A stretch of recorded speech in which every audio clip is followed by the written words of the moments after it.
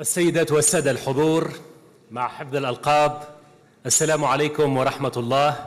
أنا سامي قاسمي من سكاي نيوز عربية. العالم يتغير بسرعة ويشهد تحولات جيوسياسية عميقة وتحديات معقدة. تداعياتها وتأثيراتها تطال بلا شك منطقتنا، والعراق ليس استثناء. نتساءل اليوم: كيف يتفاعل بلاد الرافدين مع هذه التطورات شديدة التقلب؟ كيف يحصن نفسه ويعزز استقلاليته وسيادة قراره وسط هذه التجاذبات الإقليمية والاستقطابات الدولية؟ هذه الأسئلة وأخرى نطرحها على سماحة السيد عمار الحكيم، زعيم تيار الحكمة. مرحبا بك سماحة السيد. مرحبا بكم، شكرا لكم. دعني أبدأ معك من المشهد الذي يثير الرأي العام الدولي وليس فقط في المنطقة، وهو الرد الإيراني والرد الإسرائيلي المضاد المرتقب. هناك انقسام حول المشهد بين من رأى الرد الإيراني وهذه الصواريخ وهذه المسيرات عبارة عن تمثيلية، عبارة عن مسرحية لحفظ ماء الوجه، وهناك طرف آخر رأى أن هناك معادلة جديدة ترسم لتوازن الردع. كيف تنظر للمشهد؟ بسم الله الرحمن الرحيم. لا شك أن إسرائيل كانت تستهدف المصالح الإيرانية في سوريا وفي أماكن أخرى، بل استهدفتها في العمق الإيراني لمرات عدة، علماء نوويين إلى منشآت إلى تفاصيل أخرى. والكثير من هذه الأمور يعني لم تتبنى بشكل رسمي من قبل إسرائيل، ولكن كانت الرسائل واضحة في أن إسرائيل وراء هذه الأمور. واتسمت مواقف الجمهورية الإسلامية بشيء من الصبر لحينما استهدفت القنصلية الإيرانية في دمشق، وهي أراضي إيرانية، فكان يعد ذلك تجاوزا للخطوط الحمراء. فجاء الرد الإيراني بعد طول انتظار 12 يوم، وسمعنا عروض إيرانية في أنه لو يصدر إدانة من مجلس الأمن قد تتنازل إيران عن حقها في الرد، أو إذا كانت تتوقف الحرب في غزة مثلا أو ما شابه ذلك. لم يتم الاستجابة لهذه الأمور فجاء الرد. أعتقد أن الإيرانيين بارعون دائما في سياسة حافة الهاوية. الكثير منا لم يكن يتوقع أن يكون الرد من الأراضي الإيرانية مباشرة، لكن جاء الرد من إيران وبوابل كبير من يعني المسيرات والصواريخ، ومنها الصواريخ البالستية. ولكن عوضت إيران عن انطلاق هذه يعني المقذوفات من الأراضي الإيرانية بأن تكون مسيرات تأخذ ساعات من الوقت للوصول، وإشعار دول المنطقة قبل 72 ساعة، لأن الهدف لم يكن هو التصعيد واتساع دائرة المعركة بقدر ما تثبيت حقها في الرد. وأعتقد هي حققت هذا التوازن الدقيق في أنها من ناحية أرسلت عدد كبير من المقذوفات وبعضها أصاب أهدافها، ولكن بالوقت نفسه أيضا أعطت فرصة لإسقاط الكثير منها لكي لا تتسبب بتصعيد واتساع دائرة المعركة. ولكن هل ترى يعني الرد الإيراني يرتقي لمستوى ضرب قنصلية السيادة أراضي بلد في دمشق، وأيضا فيما يتعلق باغتيال قادة مهمين، يعني مقابل الرد الإيراني الذي كان بالتأكيد بالمؤكد أنه لا يوجد أي قتيل إسرائيلي، ربما بالكاد واحد؟ لا تقارن بعدد الضحايا، المسألة تقارن بنوعية الفعل. هذا العدد الكبير من مسيرات وصواريخ كروز وبالستية ينطلق من الأراضي الإيرانية بشكل رسمي، ولعله منذ عقود طويلة إسرائيل لم تهاجم من أي بلد آخر يعني بشكل رسمي. هذا هو بحد ذاته يعتبر متغير نوعي واستراتيجي. وثم إصرار إيران على قيامها بهذه العملية وإصابة بعض الأهداف بالرغم من كل التحذيرات والوقت الكافي ووجود عدة جدران أمنية يعني نصبت وتعاون دولي كبير مع إسرائيل. مع ذلك أصابت بعض هذه المقذوفات أهدافها، مما يعني أن هذه المقذوفات استطاعت اختراق الأمر. أنا أعتقد أن الخطوة خطوة نوعية توازن الحدث الذي حصل في القنصلية.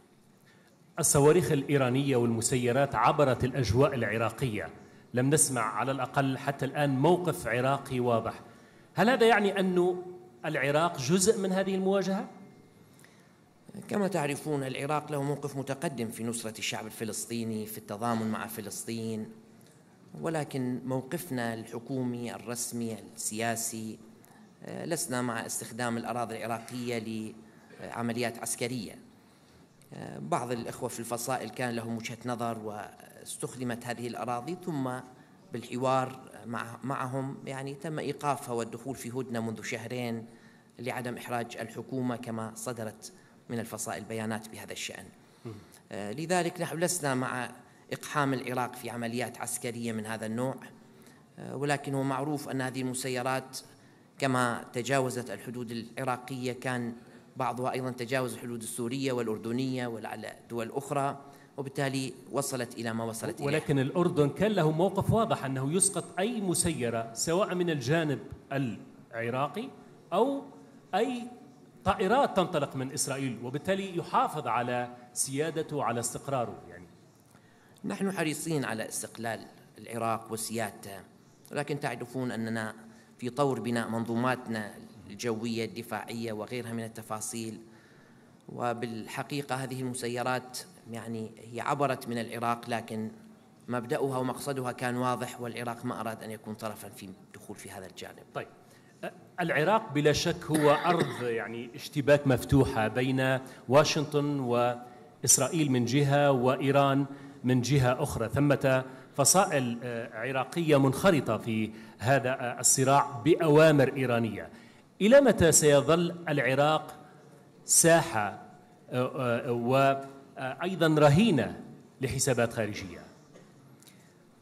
هذه الفصائل لا تدعي أنها تقوم بهذه الأعمال بأوامر جهات خارجية، وإنما بقناعة لاستعادة سيادة العراق.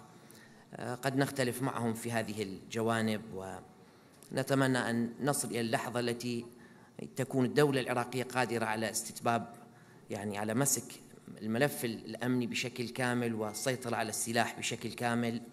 الدول التي تدخل في حروب أهلية، في مشاكل، تكون لديها قوة ثورية ما بعد الحروب، يعني تواجه مثل هذه الإشكاليات.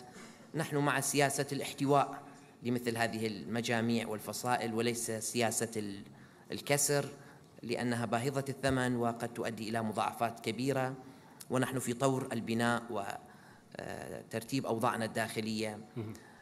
لاحظنا أن هذه الفصائل تعاطت بمسؤولية كبيرة حين دخلت في الهدنة لعدم إحراج الحكومة، وبالتالي هي اتخذت بعض المواقف وتم إصدار بيانات استنكار رسمية من قوى سياسية ومن الحكومة وما شابه ذلك. طيب، التوتر الأخير تزامن مع زيارة رئيس الوزراء إلى واشنطن. هذه الزيارة لم تخرج بوعد أمريكي بإخراج قوات التحالف الدولي من العراق كما راهنت الفصائل المسلحة، كما راهن الإطار التنسيقي. كيف رأيت أنت نتائج هذه الزيارة؟ لم يكن إنهاء مهام التحالف الدولي من يعني مهام هذه الزيارة. نوقشت هذه الزيارة على المستوى القيادي في الإطار التنسيقي وفي ائتلاف إدارة الدولة، وكما هو معروف العراق جاد في إنهاء مهام التحالف الدولي، ولكن أولا نريد أن ننهي هذه المهام بحوار مع الأطراف الدولية وبتفاهم وليس بطرق أخرى. والأمر الثاني، نحن حريصون في الانتقال إلى علاقات ثنائية بين العراق والعديد من دول هذا التحالف، وفي مقدمتها الولايات المتحدة. هناك مصلحة عراقية في تحالف ثنائي بين العراق وهذه الدول. تعرفون أن علاقة العراق مع الولايات المتحدة منتظمة باتفاقية الإطار الاستراتيجي، والولايات المتحدة هي الدولة الوحيدة التي للعراق اتفاقية إطارية استراتيجية معها. تم التصويت عليها في مجلس النواب ليس بثلثين وإنما ب4 أخماس أعضاء مجلس النواب، فهي اتفاقية مهمة شاملة في كل المجالات. ومقررة ومتفق عليها. كان هدف الزيارة تفعيل هذه الاتفاقية وبناء العلاقة الثنائية، وواضح كلما انتظمت العلاقة الثنائية كلما أمكن التسريع في إنهاء مهام التحالف الدولي. ولكن تفعيل اتفاقية الإطار الاستراتيجي لم تكن وليدة زيارة السوداني، سبق وأن الجانب الأمريكي أصلا سعى إلى تفعيلها لكن لم تفعل في السابق. ألا ترى أن هناك إرادة سياسية غير رسمية تمنع التحول إلى هذه العلاقة الشاملة؟ شخصياً أعتقد حتى القوى المتحفظة على الحضور العسكري الأمني الأمريكي في العراق ليست لديها أي مشاكل مع علاقة ثنائية مع الولايات المتحدة في الجوانب الأخرى، ولذلك لاحظنا أن الشركات النفطية عملت في العراق بشكل واسع، وشركات أمريكية مختلفة في قطاع الطاقة والكهرباء وشؤون مختلفة أخرى دوما كانت تعمل في العراق دون مضايقات. فلا أعتقد أن هناك من لديه تحفظ على أصل العلاقة مع الولايات المتحدة، وإنما هناك تحفظات من بعض الأطراف في مجال العلاقة العسكرية والأمنية. هناك مصادر تتحدث سماحة السيد على أنه الجانب الأمريكي يرفض حتى الآن مناقشة مسألة الانسحاب الأمريكي من العراق أو انسحاب التحالف الدولي من العراق، وربما يماطل. هل نتوقع في حال لم ينسحب الجانب الأمريكي وجانب التحالف الدولي، هل نتوقع أن تعود الهجمات على القواعد الأمريكية في العراق؟ هل نتوقع انتهاء فصل التهدئة؟ ما هو واضح أن الولايات المتحدة وقوى ودول التحالف الدولي عموما هي متفهمة لموقف العراق وأعلنت بشكل صريح موافقتها، ولذلك تشكلت لجان الآن فنية للبحث في تفاصيل إنهاء مهام التحالف الدولي والانتقال إلى العلاقة الثنائية بين العراق وهذه الدول. فلا يوجد معارضة أو تحفظ. نعم، فيما يخص المفاوضات والحوارات والتوقيتات المطلوبة قد يكون هناك رغبة من الفصائل بأن تتم هذه العملية بسرعة كبيرة. لا أعرف ما إذا كان هذه اللجان ستتمكن من الاتفاق على التفاصيل لتنتهي بنفس التوقيتات. محمد شياع السوداني سماحة السيد سبق وأن تحدث عن مقاربة إنهاء فوضى السلاح في العراق بشكل تدريجي كثمن لإنهاء وجود قوات التحالف الدولي في العراق.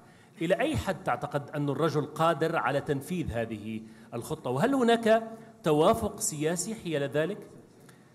حتى لا نقع في قصة البيضة والدجاجة هذه الفصائل هي دائما تذكر أن سبب وجود هذا السلاح خارج إطار المؤسسة الدولة بشكل رسمي هو استعادة السيادة والضغط على القوات الأجنبية وما شابه ذلك. فإذا أنهينا مهام التحالف الدولي بشكل واضح وانتقلنا إلى علاقات ثنائية واضحة وشفافة ضمن اتفاقيات مقررة في مجلس النواب، سيكون قد انتهى الهدف والسبب المعلن لهذه الفصائل، مما يساعد على الاندماج التدريجي لهذه الفصائل في المجتمع وفي سياقات الدولة، وننتهي من هذه الظاهرة. هذا هو هدف واضح ومعلن لكل الحكومات العراقية سابقا وحاليا، وأعتقد أن الظرف الآن أصبح أفضل بتفهم التحالف الدولي أن المهمة وهي مواجهة داعش قد انتهت ولا يوجد تحدي وجودي لداعش في هذه المرحلة. لذلك لنبني علاقات ثنائية مع هذه الدول وننهي مهام التحالف الدولي فينتهي المبرر، ويساعد حين ذاك العراقيين على إقناع هذه الأطراف للاندماج التدريجي في المشهد العام. سماحة السيد، طالما دعوت إلى دعم السوداني وحكومته، كررت في أكثر من مرة أنه حقق إنجازات وجلب الاستقرار. أين هي هذه الإنجازات وفيما نجح الرجل وأخفق فيه أسلافه؟ هي بالحقيقة ليست المسألة إخفاق السابقين، وإنما اختلاف الأولويات. تصوروا في يوم كان تنفجر 20-25 مفخخة في بغداد في اليوم الواحد بشكل يومي ودائم. لو كان السيد السوداني في ذلك الوقت رئيسا للوزراء ماذا كان عليه أن يفعل؟ كان يضطر أن يركز على الجانب الأمني، كان هو الأولوية.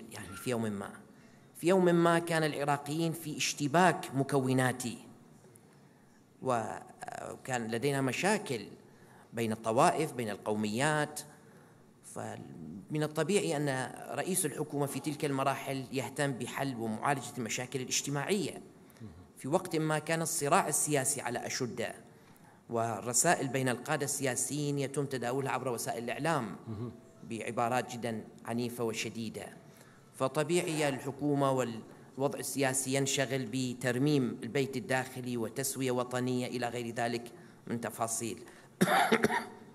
قدر السيد السوداني أنه جاء في لحظة ليس لدينا أزمة أمنية ولا أزمة مجتمعية ولا أزمة سياسية كبيرة، والتوجه العام نحو الإعمار مع ارتفاع في أسعار النفط، مع وجود يعني مدخرات مقبولة وجيدة وأموال لا بأس بها، مع اختصاص تخصص للأخ السوداني في الجوانب الإدارية والتعاطي مع البيروقراطية الإدارية في البلاد، كونه كان محافظ وثم وزير في عدة وزارات، وكرس جهده ووقته وفرص وظروف البلاد للإعمار والتنمية. فبدأ الناس ينظرون بأعينهم أن هناك مشاريع تبنى بشكل واسع وكبير في كل مكان.